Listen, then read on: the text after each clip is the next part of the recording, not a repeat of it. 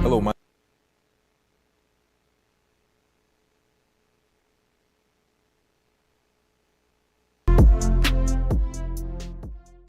MCC has definitely benefited me most on not only what I want to do, but who I aspire to be. Expect every professor to help you become who you want to be and more. Create your own success at MCC. My name is Tashay Sayas. I'm a music major at MCC, and I'm so happy to be here. It's crazy how I got here.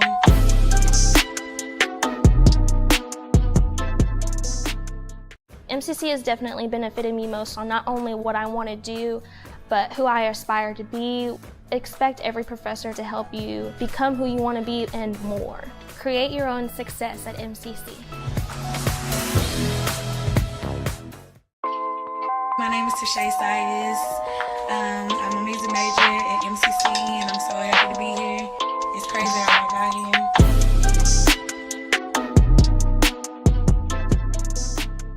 MCC has definitely benefited me most on not only what I want to do, but who I aspire to be. Expect every professor to help you become who you want to be and more. Create your own success at MCC. My name is Tashay Sayas. I'm a music major at MCC, and I'm so happy to be here. It's crazy how I got here.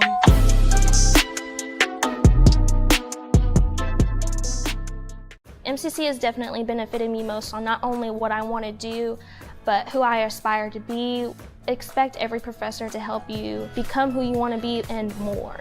Create your own success at MCC. My name is Tashay Sayas. I'm a music major at MCC, and I'm so happy to be here. It's crazy how I got here.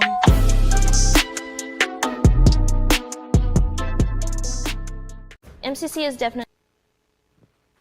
Hello and welcome back into Centex Primetime. I am your host, Jalen Gillis, getting ready to bring you through the primetime topics in sports, not just here in the Central Texas area, but from all around the nation. Want to thank everybody for tuning in with us here today on this beautiful Tuesday afternoon. It is hot, as all of you have noticed if you're in the Central Texas area. I'm sure y'all been outside and noticed that summertime is already here. They're not going to give us a warm-up. It's here to stay right now. I want to thank everybody for tuning in, whether that is on YouTube, Centex Sports Network / Centex Sports TV, or if that's over on Facebook at Centex Sports Network as well. You can also follow us on IG, Instagram at Centex Sports TV, same on Twitter or X, whichever one you decide to call it. And you can follow this show on Instagram as well at Centex Primetime right on Instagram.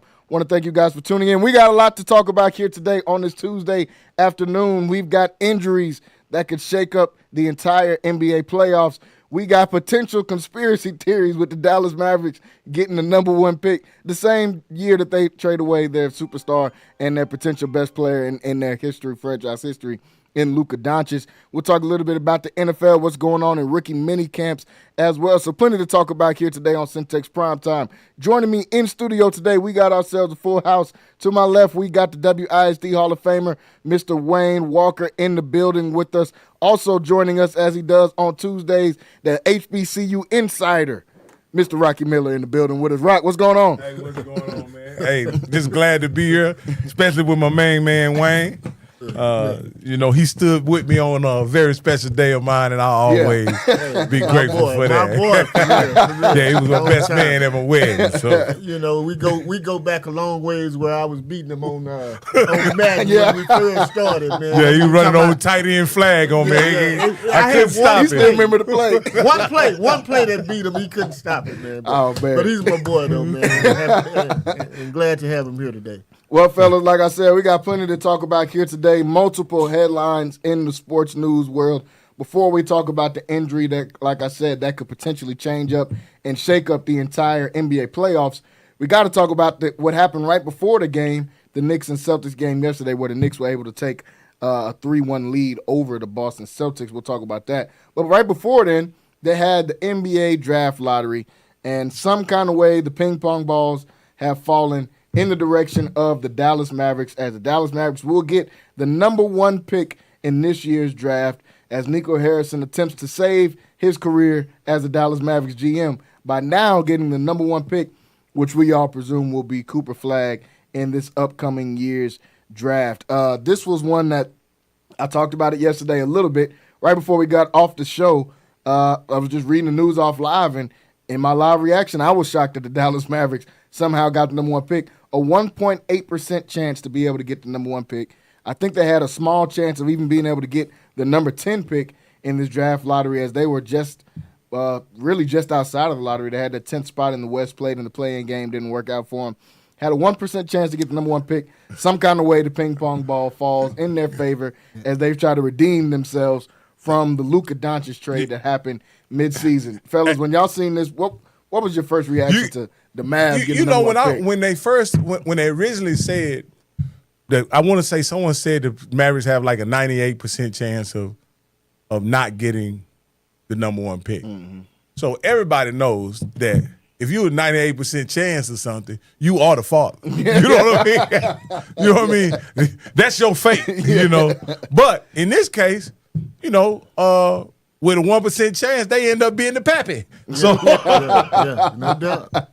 And so it's no doubt that they're gonna. I mean, I think this was a ceremonial pick. This is the Cooper Flagg draft. Yep, no doubt. No doubt. This, you know, Walker will remember this. This is the frozen envelope conspiracy all over again. Right. Back in the day, the theory is the New York Knicks had a slim chance of getting the number 1 pick, and their franchise was struggling. Mm-hmm. And Patrick Ewing was the presumptive number 1 overall pick. He was considered at the time a generational talent out of Georgetown, and they said that he knew not to pick that envelope until it was time for the Knicks, because they had put it in the freezer all night so he could tell by the temperature. So that's always a conspiracy that they frozen envelope. You can look it up. It's the frozen envelope conspiracy. It's played out twice, you know, with Tim Duncan and the Spurs as well. So you got to think about that as well. But I don't know why y'all saying presumably, but it's Cooper Flagg. It's like you said, Cooper Flagg draft, and it kind of saves face for Nico. At a point, you know, at a point you trade your franchise player and then you get the number 1 pick in the draft. I mean, you have Kyrie, you got Kyrie, and you got AD with this. I mean, you have the biggest front line in the whole NFL. In the whole NBA. That's where I was going next. So now what I'm thinking they'll probably do is they have the Lakers number 1 draft pick. They have their pick. So now they got all these big guys. Now they can start negotiating, because they will have to get them a guard to play until Kyrie can get well. Yeah. So, but they have a lot of options, and they have a lot of picks that they can, a lot of things that they can do with this. Well, do you think Nico will help his good friend out? I think so. Again, and because really, I think so. The Lakers could use Lively. Or Darian Gafford. I think it'll be Gafford, because Lively's young. There gonna stay. He's young and he's a little bit big. But I think Gafford will be going to the Lakers. You think Gafford will be going to the Lakers for a box of Frosted Flakes? I can't see them being that out in the open about it. I think that the Lakers are gonna get a center, but Daniel Gafford, that would just be crazy. That would take it to my next level. I get what you're saying though. They do need I just don't know, will they trade him to the Lakers? But I don't think they can get a guard from the Lakers. I don't think what the Mavericks need is a point guard. They need somebody that can handle the ball. They got a shooter, you know, with Klay Thompson. They got bigs, and then they'll have a point forward as far as bringing in Cooper Flagg, and then you have AD that don't have to play. He can play power forward, and you can play Cooper Flagg at the small forward. Now you need a point guard. Yeah, is the only thing that they lacking, and they'll be one of the top teams in the NBA next year for sure. And when Kyrie comes back, this team is gonna be really good. Cooper Flagg, Nico Harrison has already come out, hadn't even been 24 hours yet, and said, we're taking Cooper Flagg number 1. We're not trading it. Doubt. Y'all can stop calling, stop with the asking about what are we going. We're taking Cooper Flagg number 1 pick. Well, that's what we're gonna do. Well, I tell you what. If they don't take Cooper Flagg, you think he made a mistake with Luka? He's gonna have to move out of Dallas. Well, if they don't take Cooper Flagg. He's gone. Well, let's look at this though. I mean, one of the things is, people can say what they want to, but there are no guarantees when you're talking about the draft. You know what I mean? No. So, we look at what Michael Jordan was drafted 3rd overall. Luka was drafted even further down than that. You had guys like, Greg Oden. Look at Greg Oden. Oden. So there's no guarantee. But I think if the NBA is rooting for anybody to be successful, it's Cooper Flag. They really want him to be something special in the NBA. And I think to be honest with you, I'm gonna mention the elephant in the room. They're really looking for a domestic white star to introduce the league. Larry Bird. You want me to just go ahead and put it out there for you? I mean, I don't have a problem saying it, but yeah, they are. I mean, they're looking for a domestic white star. I think Luka's wildly popular, but he's not American. Yeah, he's not American. He's still Slovenian. And a lot of the guys that are popular in the NBA or successful in the NBA, they have the reputation of being gritty, hard-nosed. All those. Yeah. They just but all your frontline stars are African American. Yeah, Your top 10 stars are pretty much African American, with the exception of Luka and the guy Jokic. And again, I think those are tremendous. Those are, to me, Jokic for sure is a generational player. And if you look at what Luka has done in just 6 years in the NBA, he's a generational player as well. But they haven't gotten traction with the outside of the NBA community, the people who are NBA loyalists. The NBA hadn't expanded its audience probably in 25 years. Yeah. Well, it will now. Because you at a point in time where the league is transitioning from LeBron and they're looking for their next star. Okay, everybody say that it's Anthony Edwards. Jason Tatum just tore his Achilles, which he was in that conversation as well. Yep. And now you bring in a guy like Cooper Flag, so the league is in a transition in a time of transition where they're looking for that next superstar to carry the league. Ingram was an interesting star to me. I always thought he would be far more popular. Who was that? Tatum. Tatum. I'm sorry. Yeah. Jason Tatum. I thought he would be far more popular than he actually is, and he's and actually, as I really canvass the sports media about what's to be said about Jason Tatum, he's largely viewed in a negative light when you talk about he's a sensational player. Mm-hmm. He's won a championship, so they can't. He's almost criticized in the same way that people criticize LeBron. They criticize him for not being better when he's already really good. Right.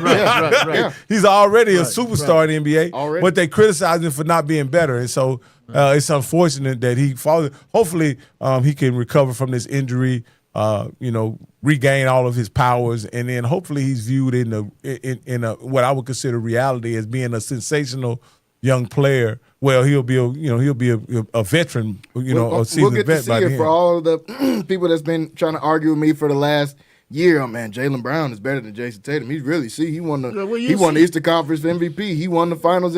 Okay, we'll see now. Yeah, because I've never thought that Jalen Brown was better than him. Going home. They're going out. What is he going to do in Game 5? Since he's really the best player. Because I've seen Tatum step up and get 50 in a Game 6. We watched him getting 40 last night 43 before he got hurt. Yeah, what are we going to see Jalen Brown do? But I'm like you, Rocky. This dude is a star. He gets unfairly treated with how he's mentioned. He should be the face of the NBA. He's won a championship. He's in Boston. He's been Team USA a couple of times. Like, what else do they want to see this guy do? Walker, you'll understand this analogy. I think Boston suffers. Boston may be a more formidable opponent for the Knicks now that Tatum is gone. And you'll understand this analogy, Walker. It's almost like when you have an offense in football and you have 3 number 1 receivers. Yeah, no doubt. You spend too much time trying to distribute the ball rather than run the appropriate play. And trying to execute the offense. Yes. Yeah. And I think that's what the Boston Celtics spend way too much time trying to make sure everybody gets a shot when really the guy that should have been getting the shot, in my opinion, is Tatum. And whenever he decides to defer, he defers to Brown. Mm-hmm. Now, the good thing about the Boston Celtics in this situation, I think they'll have to lean on Brown. And when you lean on Brown, you don't get as many 3-point shots, so you get more going to the basket action. It'll create a more predictable, a more balanced offense. Predictable game plan for the Boston Celtics. Mm-hmm. But it'll be much more balanced. And with what they have, not only on the floor starting, but on the bench, they should match up way better than they are against. What the thing about it is, New York, they have depth. You know what I'm saying? Yeah, they got guys that can come off the bench. They have a 6th man of the year. So now it's time to you step up. You got Porzingis, you got he can't stay in front of nobody. Porzingis? No, the 6th man of the year. Yeah, exactly. That's who you taking advantage of those. Yeah. But as far as score, he can score. He's a gritty, like you said. He's gritty. But really, you want to put him in the game and set Drew Holiday. But whenever Drew is not in the game, Brunson has his way. He has his way. And again, nobody really can do a great. Drew doesn't do a great job, but he makes him work. He wears him out. Well, he makes him work for the shots. Derek White is going to be on our defensive team as far as the NBA, and Brunson been giving it to him. Yeah. Every game. He getting torched. But to me, Drew he's been doing that to everybody all year, though. But again, I think if you go look at it, Drew does a great job at it. But they want to play Pritchard, equal or even more minutes because of the scoring that he gives. I don't think they need the scoring as much as they need somebody to get. Because if you cut the head of that snake off, they don't have nowhere to go. Nothing. They have nothing. When Brunson's not getting 35 plus, they're losing by 20. Or if he doesn't have one of those runs. Yeah, in the fourth quarter, if we don't go on some type of magic, like game 1 and 2 that the Celtics were supposed to win, that they were up the whole game, and then Brunson comes in the fourth quarter and flushes them out. Just to go back into this conversation or further develop this conversation with Tatum, man. So it does get confirmed. The reports came out. It is a torn Achilles. He's going to be out for, at least a year, in my opinion. I don't think he should even play next season after coming off an Achilles. No doubt. You got to give yourself time. Everybody looks at Kevin Durant and how well he came back from his injury. I think that a lot of that has to do with him. He sat out a year and some change. It happened to fall in the same time as COVID and all that, so it ended up working out. But he sat out a year and some change.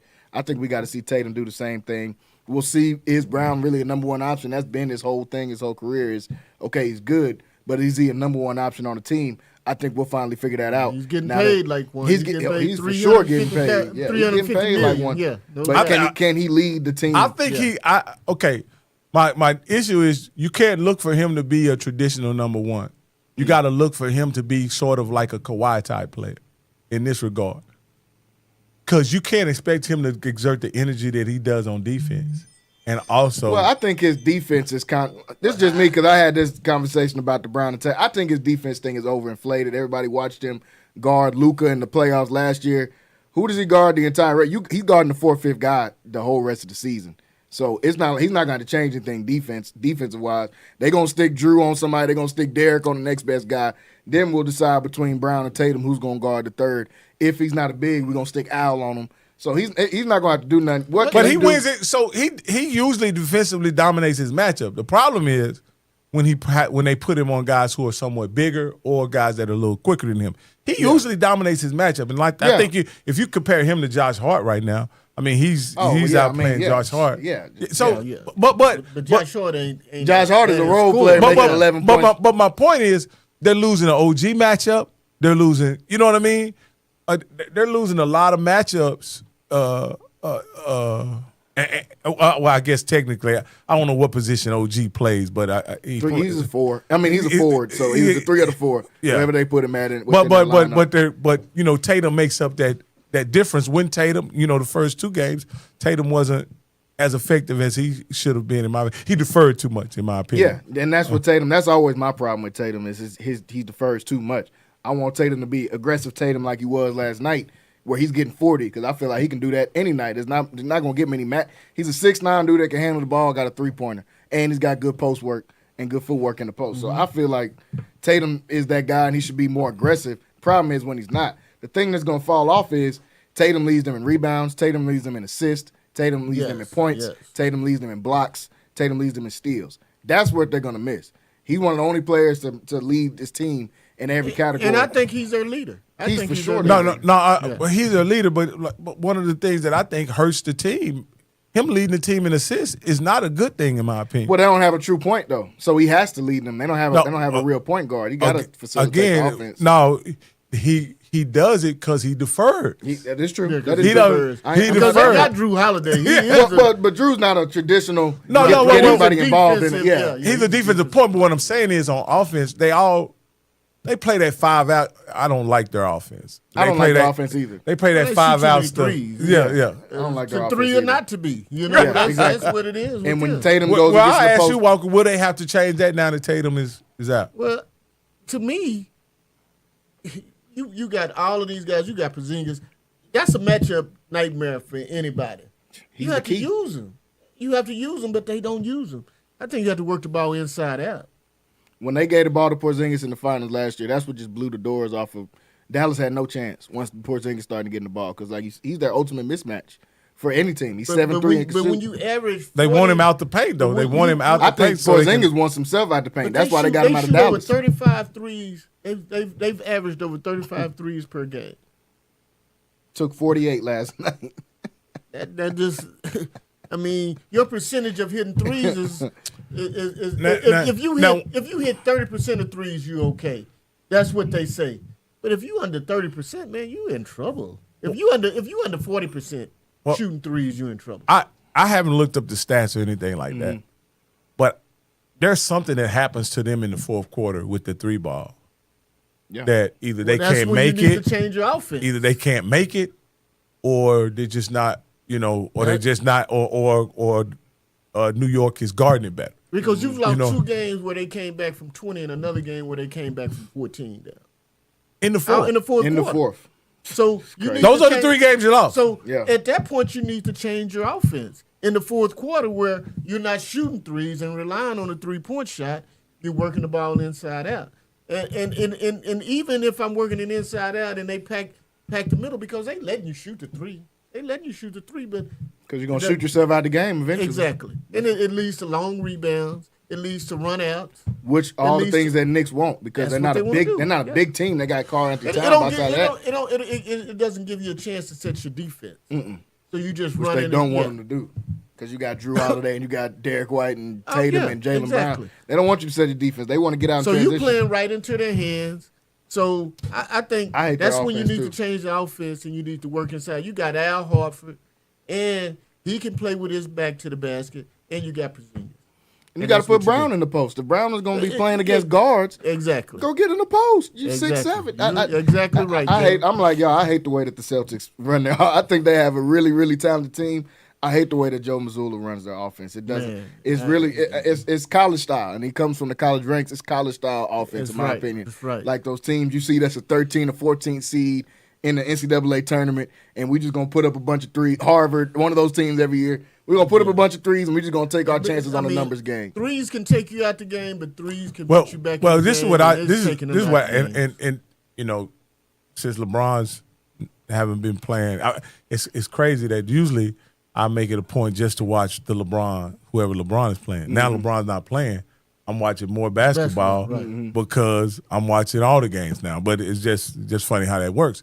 Well, in that game, the games I watched Boston and New York play, the thing that puzzles me is that no matter how the game is going, Boston plays the same way.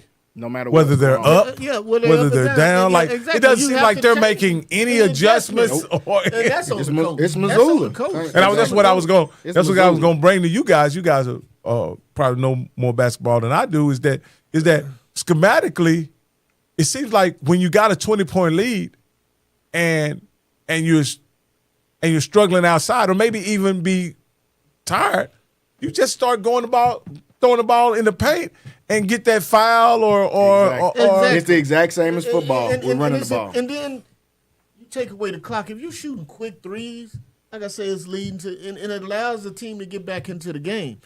But when you post up and you get a good shot, it allows you to get back and set your defense. How many threes is New York shooting? If you look, because looking at the game, it doesn't look like they shoot many threes. They shot 34, and the Celtics shot 48. Yeah, it doesn't look like they shoot nowhere near the number of threes that but for whatever reason, it seems like they miss a lot more shots. Like New York miss a lot of shots. But again, they get follow-ups, they get second chance shots, and I think he's not making a lot of noise, but I think Karl-Anthony Cat is playing a solid series. Last night, in particular, and I wrote it down to even remember that, was he's playing. If he plays like that, the Knicks are going to the finals. He was 11 for 15 from his shots, but he only took 3 threes. Yeah, that's what. And he had 23 points and he had 11 boards. If Karl-Anthony Towns plays like that, the Knicks are going to the finals. And depending on who comes out the West, the Knicks are going to win the finals, which is a crazy thing that I thought I'd never be saying. Well, but I think if Cleveland gets there, if they can win, I think Cleveland is a bad matchup for New York. Size-wise, for sure. I believe that too. But Cleveland is struggling smoked with out the water right now. With how they playing against Indiana. Karl-Anthony Towns, he's the X factor to this whole thing. They'll win in 5. They'll win back in Boston if Karl-Anthony Towns just plays that again. No doubt. I think it'll be easy. Let me ask you this, guys. Mm-hmm. Me and Walker grew up in an era where the first round of the playoff was a 5-game series, right? We're seeing a lot of injuries in this second round, like a lot of, saw it last year too. Should they go back to a 5-game series in the first round? I think so, man. It's so exhausting, but it's all about TV ratings and money, man. Yeah, I don't think they'll give up those extra games. They're not gonna give it up. I mean, especially with nothing to watch on television. I play football in Canada and I like hockey, but I'm not watching hockey. You don't want to be like Charles Barkley and just watch all the hockey games. No, I don't. Basketball games. I want to watch basketball games. I want to run. I want to watch what's in. And don't get me wrong. I've been to some hockey games when I was in Ottawa. I went when I was in Montreal. I went, and it's exciting. It's fast paced when you're there seeing it, but. Shit, I don't understand it. Yeah, as much exactly. as anything. That's my reason why I can't get into it.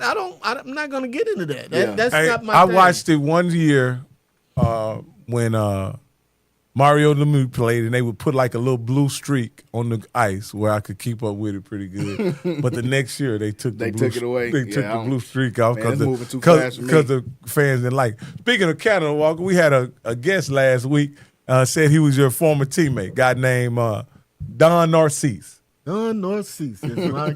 He just sent me his phone number today on Facebook. So I told he must have looked through my friends list because I interviewed him. He's a Hall of Famer. He's a very exciting guy, man. Yeah. Boy, man, for real. Yeah. He said you were super fast down there with him. He played in Saskatchewan. He said he's Saskatchewan his whole career. Yeah. Dude, man. Yeah, he's not very nice man. Yeah, he just got inducted to the Texas Southern Hall of Fame. Yeah, he just. Yeah, he wanted me to tell you. Way overdue. I was gonna.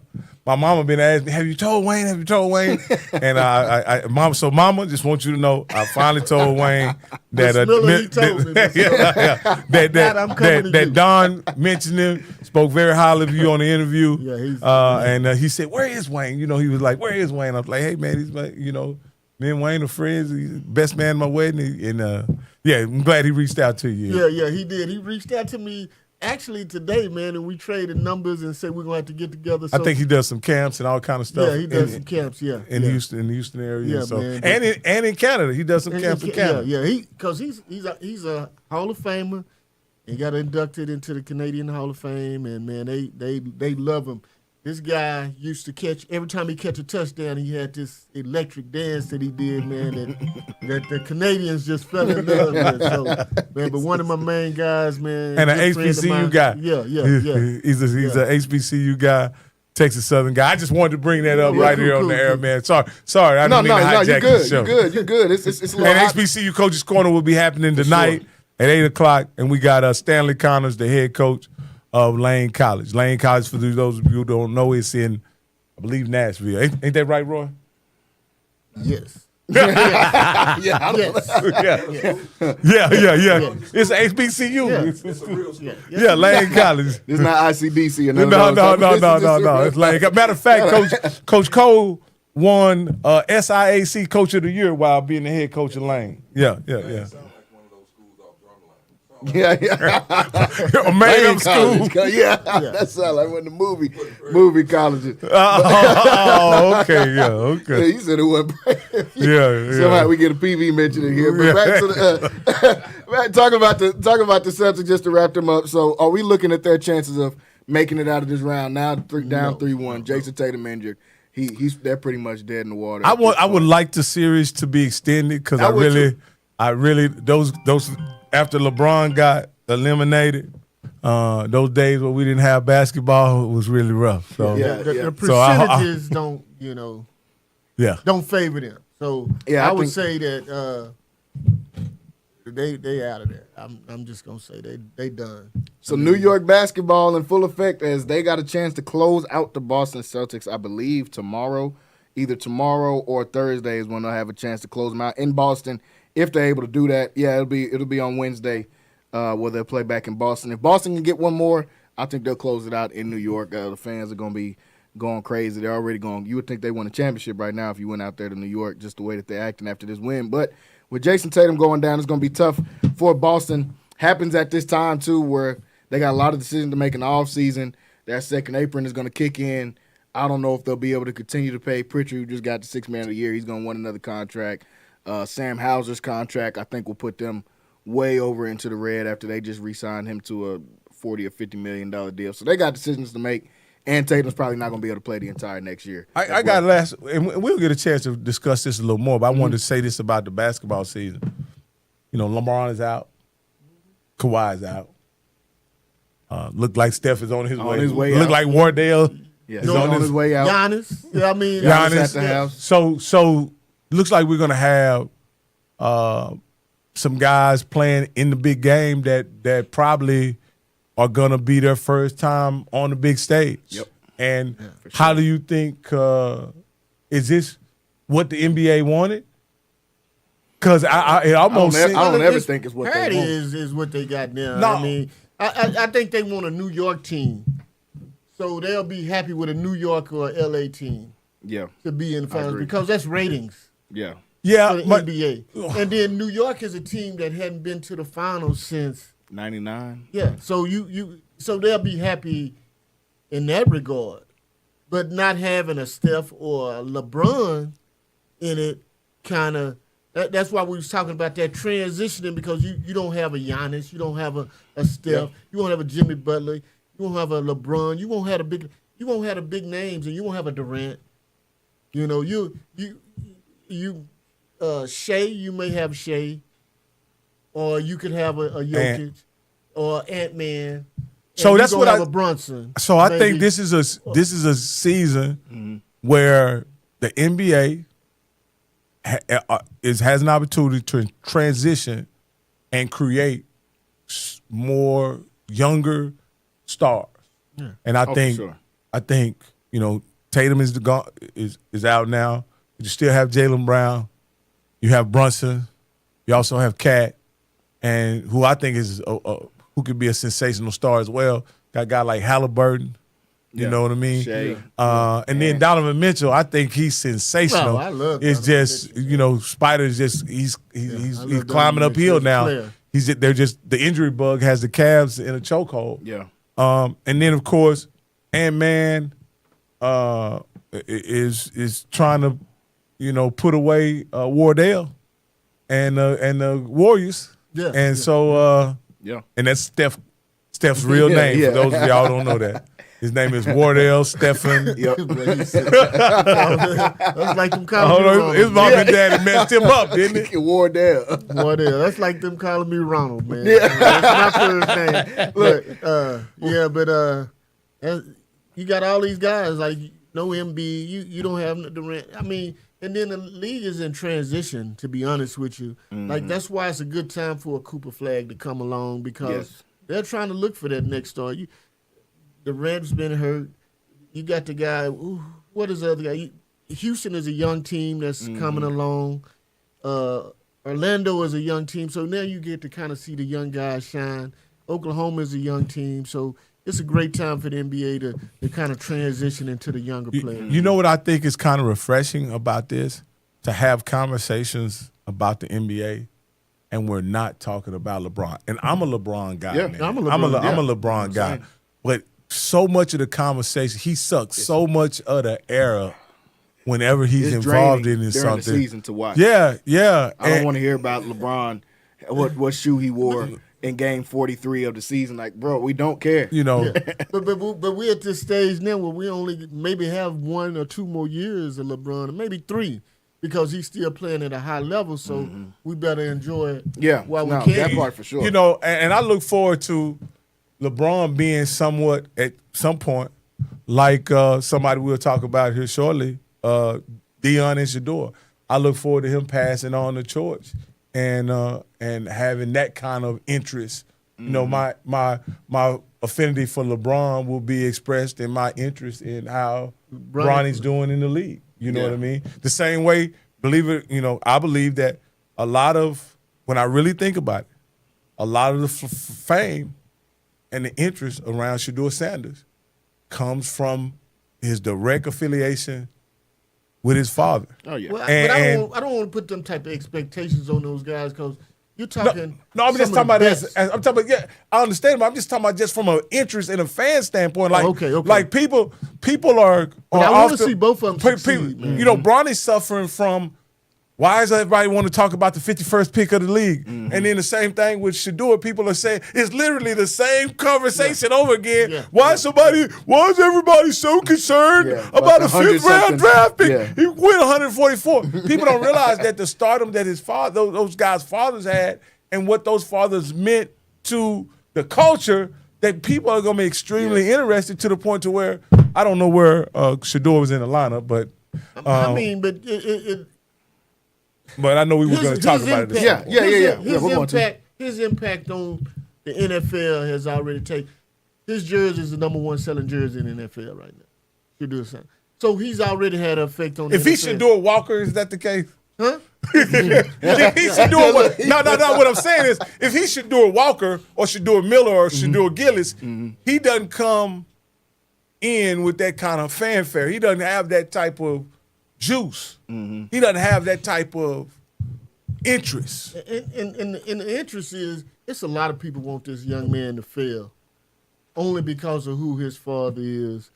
They want him to fail because what he did, and they talk about his antics. And a lot of the blame does go on Shador for the way he kind of approached things. But at the same time, man, he's a kid, and you still have to give him a chance. And I'm not wanting anybody. I didn't want Eli Manning to do bad when he got in the league. Yeah. You know? Yeah. I mean, or Peyton, and his daddy was successful. I mean, we don't go back to that, but it's a lot of people that just kind of hating and they want this guy to be successful. I may have to bring another dad in on this conversation to kind of understand this, because y'all are in business together. And as a father, you want to see, do you have, your father wants you to do well, right? Do you feel any added pressure because of that, or do you, Jalen, understand that a lot of opportunities you get are because of your father, and do people look at you different because you get these opportunities and they are created, or kind of not necessarily created, but my point is that I think that's what dads are supposed to do. And I'll bring a dad up here. Oh, he over there working him. My point is like that. Isn't that how it's supposed to work? Yeah. I think Henry Ford gave his business to Henry Ford, didn't he? Junior. Yeah. You know what I mean? He passed it on. Are we not supposed to pass on? But that's how it's been since. Well, that's how it's been since the turn of the century. I mean, am I? But that's how it's been since the turn of the century. That's how it's always been. That's how it's always been. Come on, someone got to explain to me why people see it, and they don't have a problem that Arch Manning is. I know his dad wasn't a quarterback, but man, he pretty. But he doesn't have. But I don't think Eli and Peyton had much pushback in chasing their dream, did they? No, of course not. Why is it? For me, and I'm getting on my soapbox here. No, I don't care if it don't even have to be a famous dad. Because you remember, LeVar Ball was pushing his sons, and LeVar Ball averaged 1 point at Oregon State. So it wasn't because they didn't hate him because he had a great career. Well, he was a little over the top. But he was marketing his kids, and it's not how you do it; it's the way you do it. The way he did it was, man, way over the top. LeVar was a little bit over the top without as much credibility as a Deion, as a Arch Manning, as a whoever.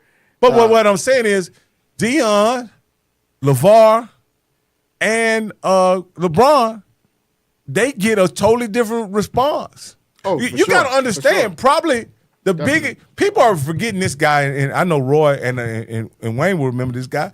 There's a guy that his dad played in the pros, and he engineered a quarterback, and that's what he was. He was almost like a lab kid.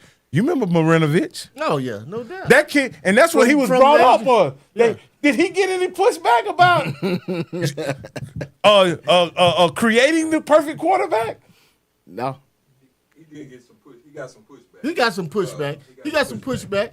I mean, what he did. From what he did, because He bred for. Yeah, that's crazy. He went out and found the wife. Yeah. That's crazy. To create a quarterback. Yeah. Like, we're going to have a child, and he's going to be a quarterback.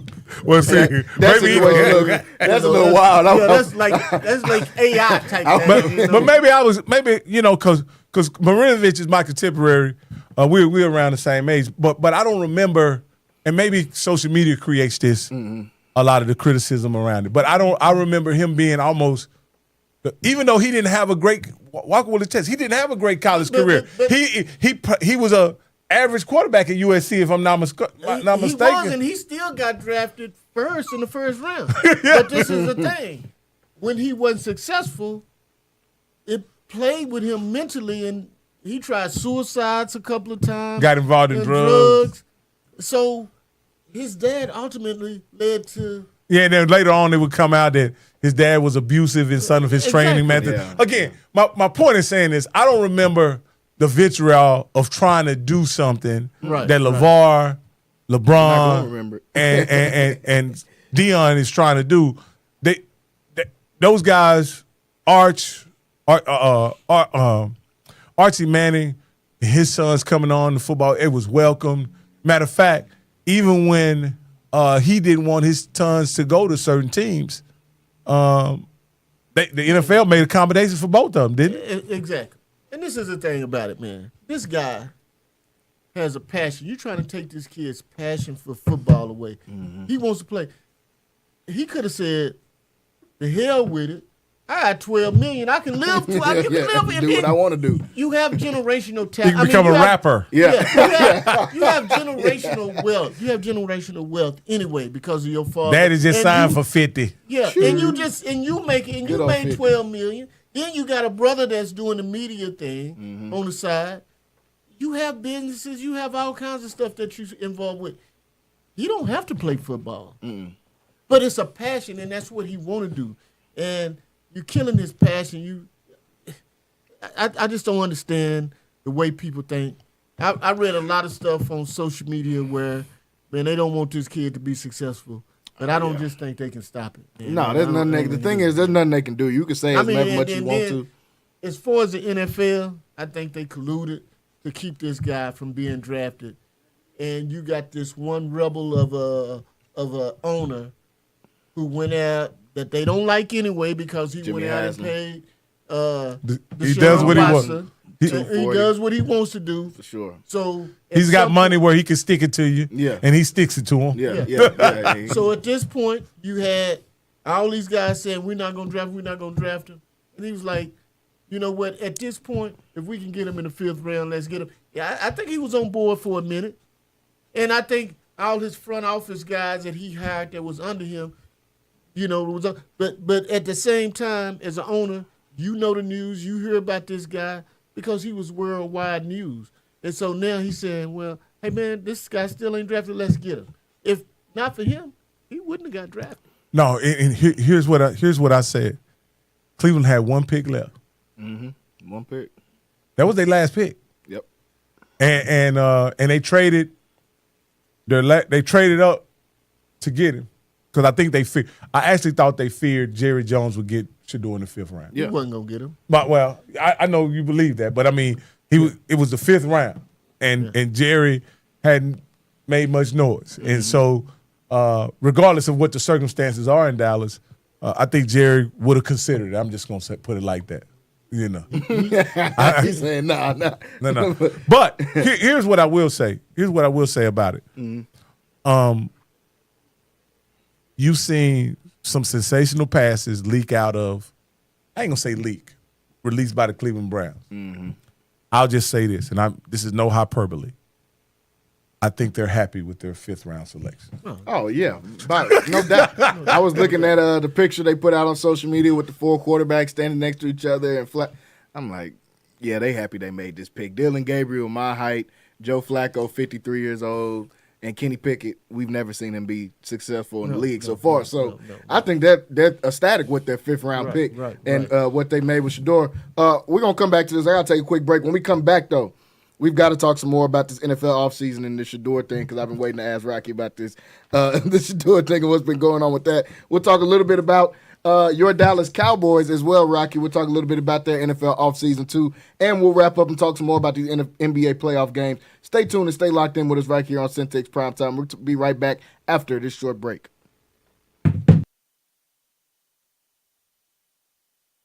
MCC has definitely benefited me most on not only what I want to do, but who I aspire to be. Expect every professor to help you become who you want to be and more. Create your own success at MCC. My name is Tashay Sayes. I'm a music major at MCC, and I'm so happy to be here. It's crazy how I got here.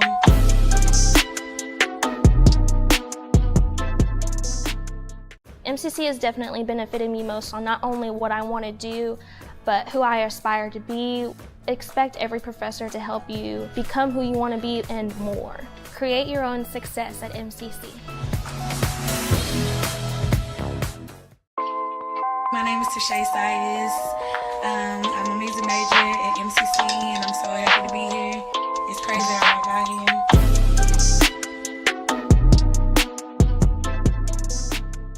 MCC has definitely benefited me most on not only what I want to do, but who I aspire to be. Expect every professor to help you become who you want to be and more. Create your own success at MCC. My name is Tashay Sayes. I'm a music major at MCC, and I'm so happy to be here. It's crazy how I got here.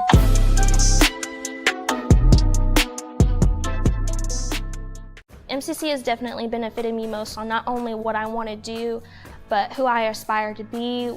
Expect every professor to help you become who you want to be and more. Create your own success at MCC. My name is Tashay Sayes. I'm a music major at MCC, and I'm so happy to be here. It's crazy how I got here.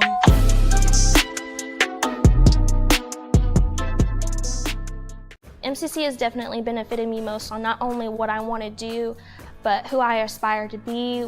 Expect every professor to help you become who you want to be and more. Create your own success at MCC. My name is Tashay Sayes. I'm a music major at MCC, and I'm so happy to be here. It's crazy how I got here.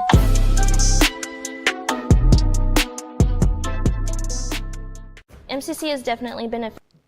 Hello and welcome back into Centex Primetime. Jalen Gillis still here in hour number 2 of the shows. We just got done wrapping up talking about a few different topics. We talked about Jason Tatum's injury and what that is going to mean for the Boston Celtics. We talked a little bit about the Dallas Mavericks getting the number 1 pick in Cooper Flagg coming down there. Regardless if the envelope was frozen or warm, he will be in the Dallas as Dallas gets 2 number 1 picks back-to-back as Paige Buckets just came out to Dallas, and she's been looking pretty nice in the WNBA preseason as well. Now Cooper Flagg will come down there and join them in Dallas. Once again, still joined here in studio by Wayne Walker and Rocky Miller as we, like I said, just got done talking about a few different things. Got some quick takes want to talk about here in hour number 2. First, we just left off talking about it, this Shedeur thing, man. And Rocky, I wanted to let you continue what you were saying with the Shedeur thing. For one, obviously it's being very overanalyzed. I've seen just about every pass he's made in rookie training camp or rookie mini camp so far. They've got cameras everywhere on him.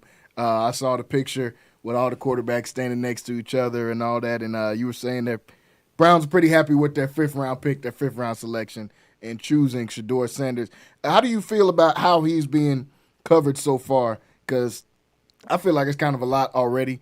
We're seeing, I've seen people breaking down his footwork and how he's dropping back in passes. I'm like, no one's even playing defense on these passes. Can we get a guy a chance to get through OTAs, to get to regular training camp, all of these kind of things? But what do you think about the coverage so far of Shedeur and how he fell in the draft and now being in Cleveland, all this kind of stuff?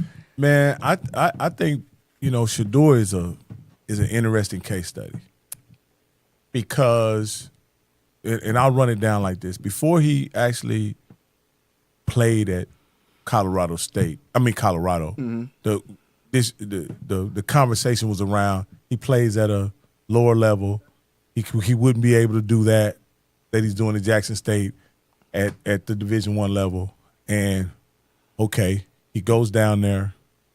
He transfers to Colorado, and he has, and I'll say this: September of 2003 was probably one of the best college football months I'd ever been a part of. Watching him beat, TCU and 2023. 2023. Yeah.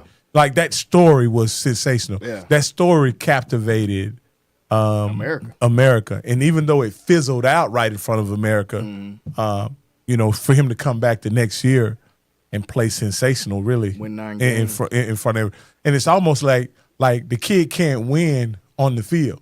Mm-hmm. Like they evaluate him in every other aspect other than how he plays on the field, and that's a different situation than any other player, especially at the quarterback position, because at the quarterback position, a lot of times the only thing that matters is how you play on the field, right, Walker? That's right. Like that's the only thing that matters. And Shedeur is probably the first quarterback that is what you would consider successful, that his personality is being evaluated far more than his ability to play. Right. And so the only time your personality is evaluated the way that Shedeur's is scrutinized is when you're a great talent and you're not able to get it translated to the field, i.e. a guy like a Ryan Leaf or a Jeff George or somebody like that. But that's not Shedeur's case. No. He hadn't had a snap yet in the NFL, so you don't really know what kind of quarterback he's going to be other than what you project. But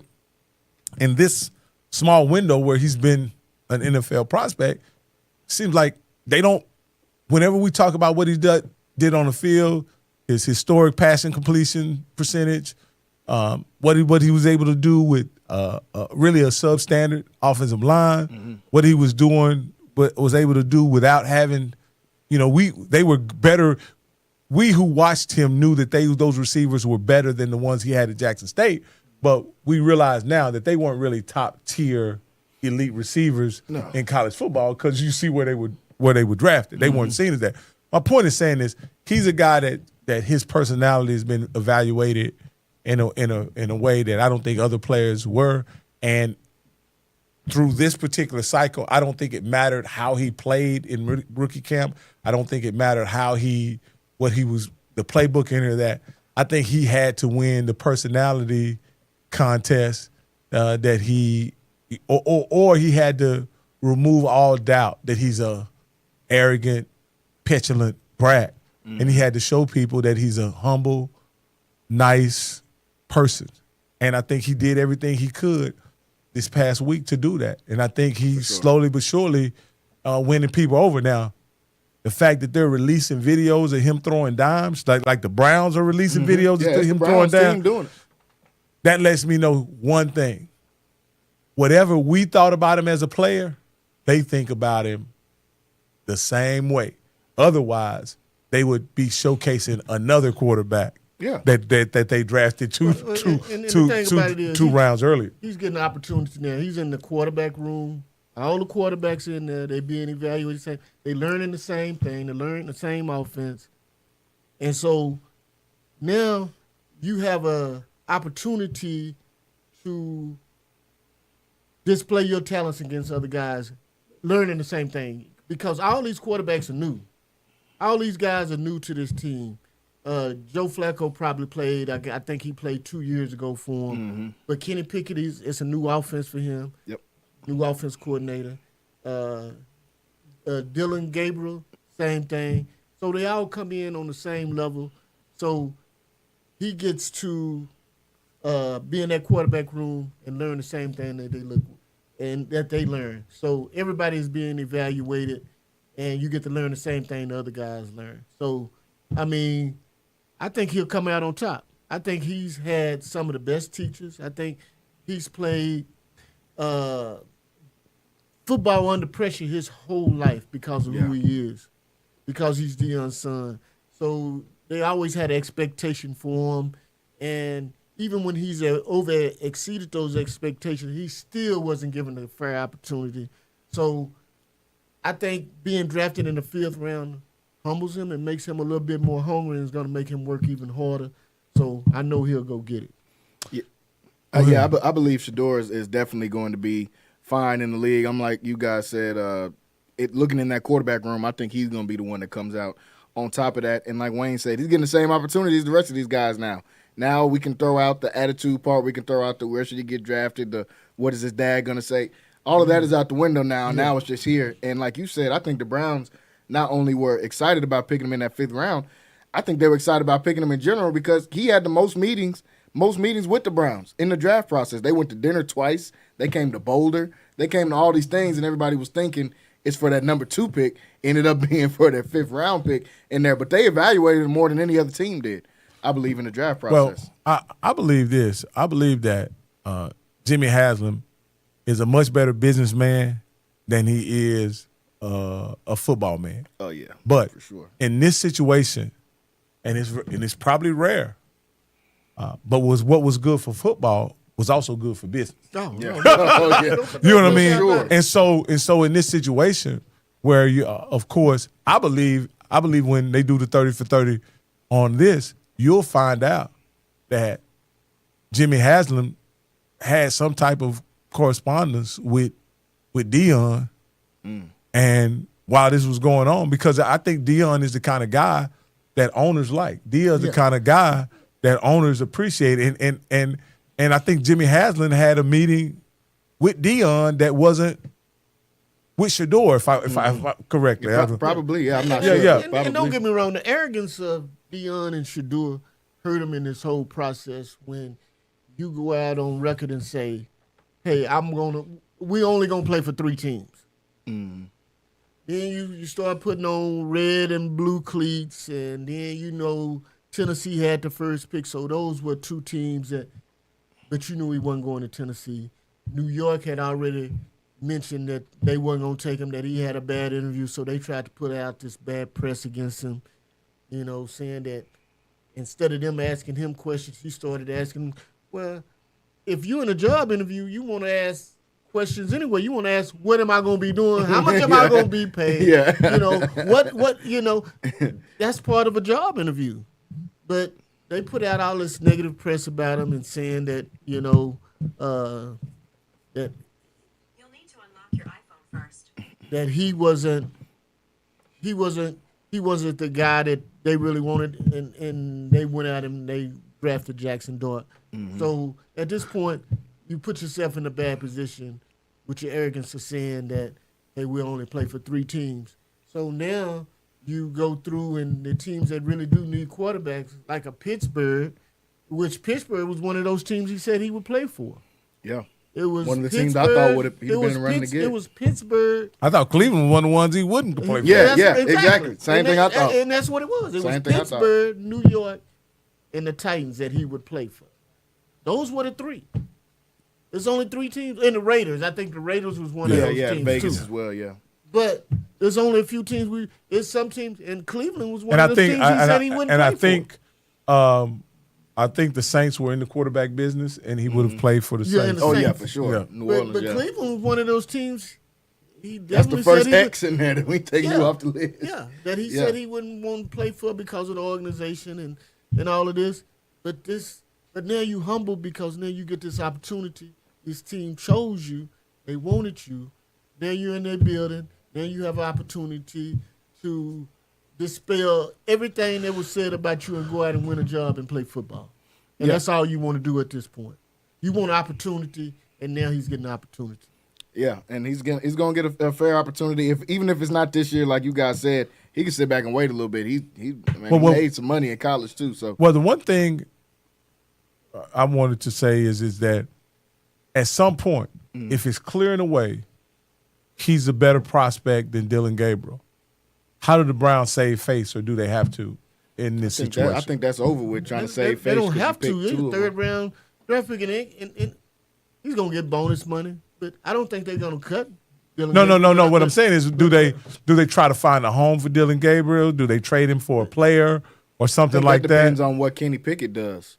If Kenny Pickett is solid and Shador is solid, well, hey, let's try to get some type of compensation, see if we can get a 6th round for Dillon Gabriel or maybe get some. Because essentially, you got a situation where you can keep 4 quarterbacks, but you have 5. Yeah. And so you have to. And what I mean by you can keep 4, I don't think Kenny Pickett. I think Flacco and Kenny Pickett are in a battle for whatever role that is. One of them will go. This is my thing. They're going to keep one veteran. The veteran that they keep is going to be Kenny Pickett or Flacco to be their starter. Whoever's the starter out of those two. I think it's got to be Pickett. That's Flacco is at the age where he's either going to win a job or they gave Flacco $2 million, man, before he even took a snap. They did, but $2 million to $1 billion organization. What is that saying? That's nothing. Hey, y'all got another 2? Yeah, I'll fold towels. Yeah. Deshaun Watson won't be playing, and he'll be making how many million? 30 million. So $2 million. When you talk about NFL, you talk about money. That's bonuses. If they had an unlimited salary cap, like it was before, yeah, they. Now, essentially, Kenny Pickett and Flacco will be playing for a job, and they make the same money, though Kenny Pickett doesn't have as much guaranteed money as Flacco has. Like Flacco has probably, I think, $4 million guaranteed. Kenny Pickett doesn't have quite $4 million guaranteed. But if he plays the whole season, he'll get $4 million. So the money's equal for both of them. Like that's why I said. So one of those they can save more money if they cut Kenny Pickett. That's how it looks to me. Yeah, I think they'll probably trade Kenny if they were going to get rid of Kenny. But I think the 3 quarterbacks would be Dillon, Shador, and Kenny's been traded 2 or 3 times? 2 times. He got traded from Philly. Oh, no, I think he might have just signed to Philly. He got traded from Pittsburgh. He got traded from Pittsburgh to Philly. Wasn't it to Philly? Philly. And then from Philly to Cleveland. Yeah. So his next move is to the street. He's gonna be on the couch.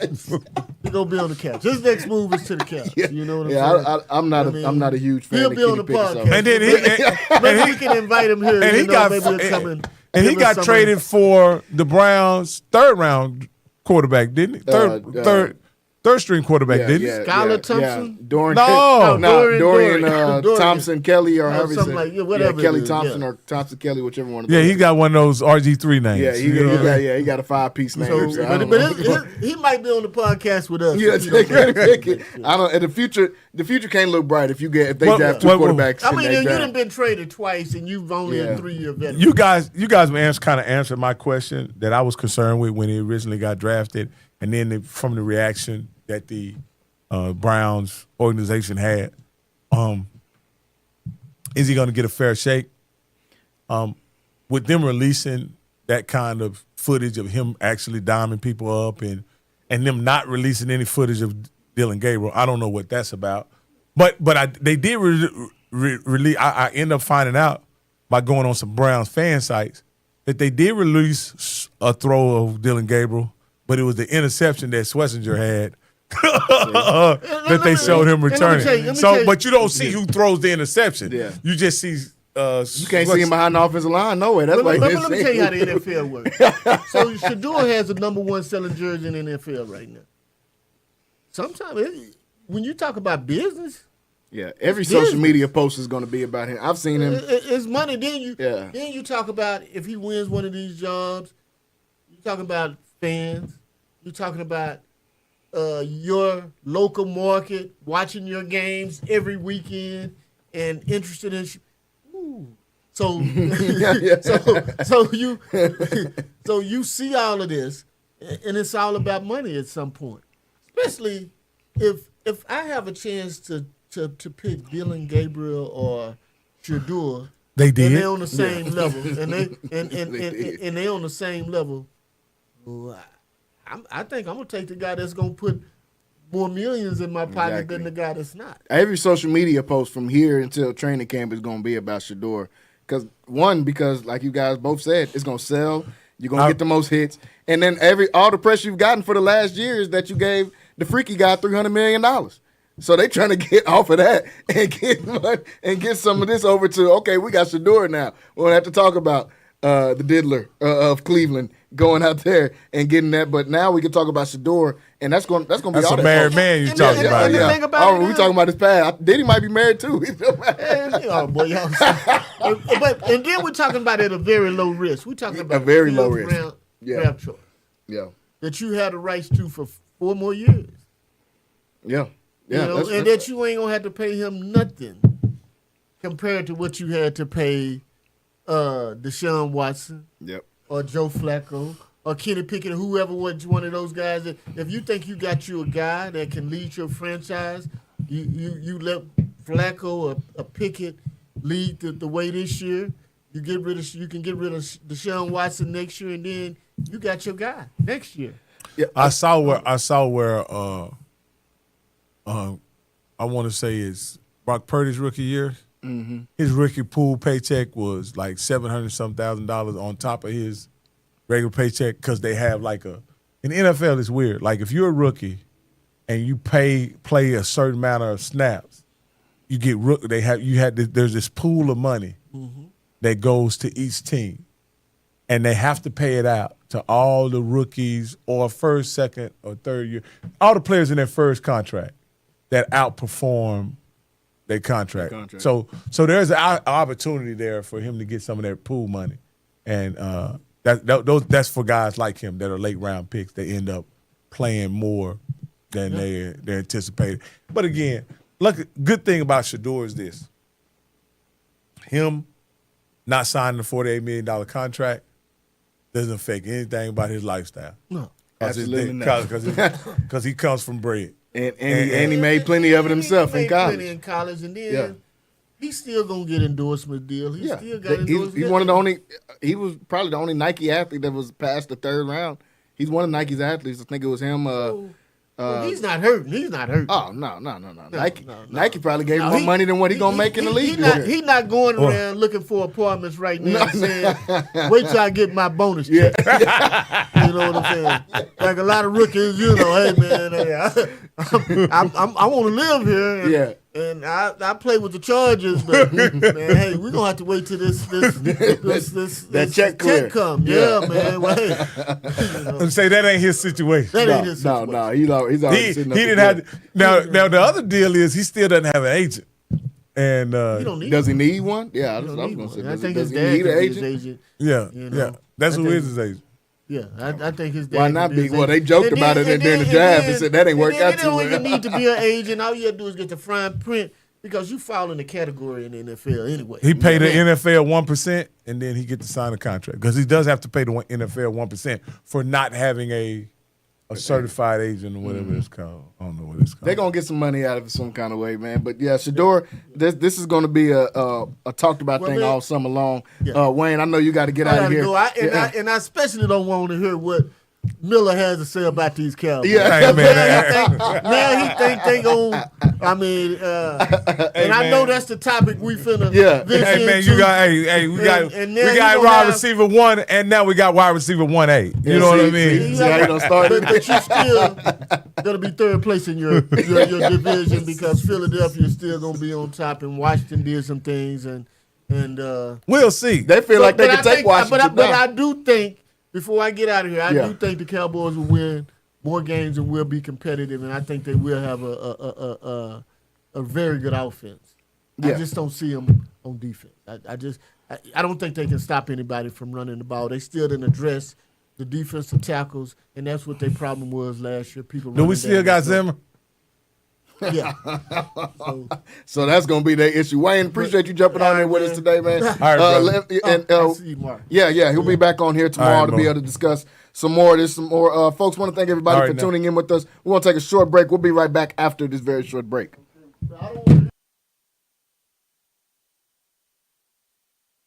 My name is Emily Adams. I'm the marketing director for the Texas Asphalt Pavement Association. We are here at our 3rd annual MAPS conference at the Waco Convention Center in beautiful Waco, Texas. I think the event has exceeded all of our expectations. We had an amazing turnout and great sessions and nothing but positive feedback. So this is our first conference in a convention center, and I'm used to working with hotels where there's like one person to talk to for everything. And so at the last minute, we realized we needed audio and video services. And so I contacted Lighthouse Streaming and Audio, and they were very quick to respond. They were able to, even though it was the last minute, they were able to fit us into their schedule, and they provided us with technicians and equipment to record our sessions, and we'll be able to provide the people who are speaking at those sessions with great video of themselves. I would highly recommend them. I highly recommend Lighthouse Streaming and Audio. I had nothing but a pleasant experience, and if we come back to Waco again, which we hope to do, I know I'll be in touch with them. My name is Debbie Kimbrell. I am the administrative assistant here at Anderson Chapel. I also work as part of the media ministry. It was great working with Lighthouse. Everyone was very professional, came in to do video recording and streaming for a conference that we hosted here on time. They did what they needed to do, was seamless and transparent. It was great. And feedback, everyone was impressed. So it went out, it was a conference level, so a state level event, and everyone was impressed with the product and the result. We got the DVDs too, which people purchased, and they were impressed with those. It was great overall.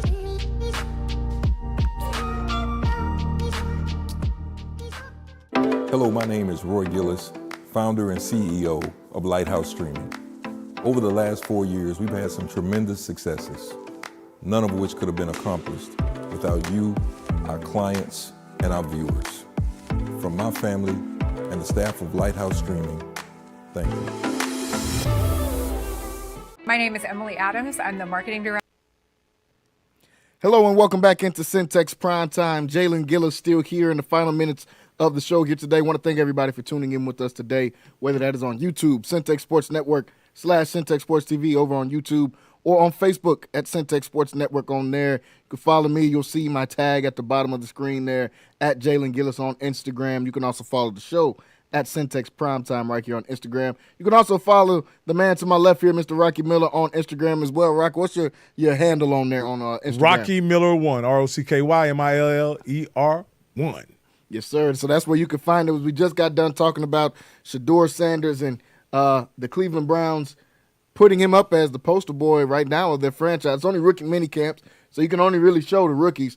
Right now, he seems to have outshined. Well, you know, what's rest. the name started today? I want to say the veterans. Yeah, the veterans started joining. That's how I seen that picture with all the quarterbacks. Started. I wonder how much work they're going to get with the veterans in on OTAs. I think these are still voluntary. These are the voluntary workouts. OTAs don't start till the middle of the summer, I believe, either June or July. June 1st they got one going on. So that's mandatory. So that's when the mandatories will kick in, and we'll start to see everybody out there in Cleveland Browns who had a pretty good draft by most people's standards, by my standards at least. I said if Shedeur and Dylan Gabriel were flipped in their picks, everybody would have been talking about how great of a draft that the Cleveland Browns have when they go out. The guys they got, I think they got a great talent in getting Harold Fannin in that third round. I think they brought in a Quinshawn Junkins into the mix there to be able to take over the running back duties, as well as Dylan Sampson that they snagged in the 6th round for running back, since Nick Chubb is probably going to be gone from there. The guy that kind of threw me off was the guy they got in the 1st round. What's his name? Graham? Mason Graham. He just looked like a fat boy. He was going to be. He's one of those guys I think was going to be the 5th pick regardless. I mean, his game was okay. You know what I mean. When I look at when I think about a guy that was drafted, I want to see especially Aaron an interior lineman. Yeah, I'm looking at an Aaron Donald. Yeah. I'm looking at a guy like he just looked like a fat boy. Yeah. I hope he can play, man. I think Mason Graham will be a good player, but I wasn't thrilled about him in their 1st round pick. But on all reports, he's supposed to be the other tackle looked like. I'm not saying he's a better player. Mm-hmm. But just getting off the bus, the other tackle is taller. Out of Michigan? Yeah. Richard Dent that went to Miami. Yeah, now he looks like he's a big old boy. He looks like a nose tackle. When you go, I'm like you. When I see nose tackle in the top 10, I'm thinking Aaron Donald and Ndamukong Suh, Warren Sapp. Guys look like that. But Mason Graham, hey, he might be okay. We'll see how that pans out for him. He said he looked like a regular old big guy. Yeah, they took that number 1. So. When you see guys that's drafted up top in that interior lineman, I know what that position is all about, and you got to have armor. Yeah. And it don't look like he got much. Hit every play. It don't look like he got much armor. Yeah, it look like he looked like the Pillsbury Doughboy. Yeah. So we'll see. I thought it was funny. He had on the shades and the chains and stuff. I'm like, man, I ain't know this light-skinned dude out of Michigan. When I looked again, I said, he ain't light-skinned. This is just a regular white dude. Yeah, but he got the buffs on. Maybe the little Detroit don't wore off on him. Pack. Yeah. The buffs don't wear off on him. Maybe spend a little time out there in Detroit while he was up there in Ann Arbor.